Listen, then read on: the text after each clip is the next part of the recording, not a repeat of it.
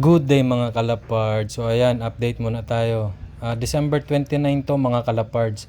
Bale, may mga itlog na yan. May mga isang itlog na yan. Saka yung isang pare, saka yung yaya na mga pair.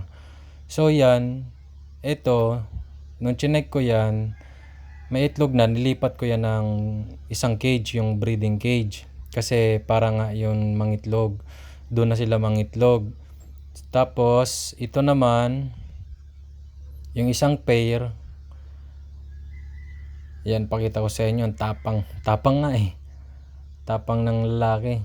So, yan, may isang itlog na din yan, mga kalapards. Ayan, subukan ulit natin.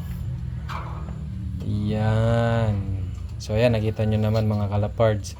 May isang itlog na yan. So itong itlog na to, first clutch nito, ito yung ipapayaya ko talaga. Bumili ako ng isang pair na pangyaya kasi nga gusto ko madalian. So bali inaantay ko lang na mag-drop yung second egg niya. Tapos ito na yon mga kalapards yung kasunod. Tapos Ito na yan. Ngayong araw yan, January 2. Nung umuwi ulit ako dito sa bahay. Tapos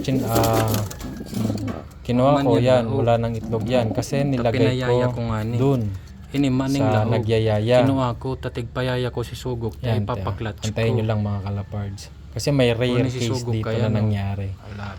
Tayo na hindi ako makapaniwala. Sorry na sa kulungan ko, sa cage ko.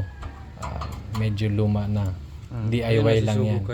So ito na yung Jansen ko na pair sa buwik. Ito na yung itlog niyan, dalawang itlog nilipat ko dyan. Tapos yung itlog nitong pair na to, inalis ko, tinapon ko na. Tapos ito na yun. Ito na yun, yung dalawang itlog dun sa yaya. Ito pa na yung rare case mga kalapards.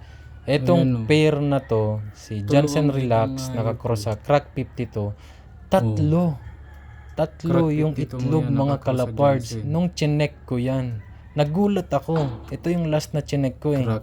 Nagulat ako, sabi ko, ba't tatlo itlog nito? Akala ko kada clutch dalawang itlog lang. So nagtanong-tanong ako, rare case daw yun. So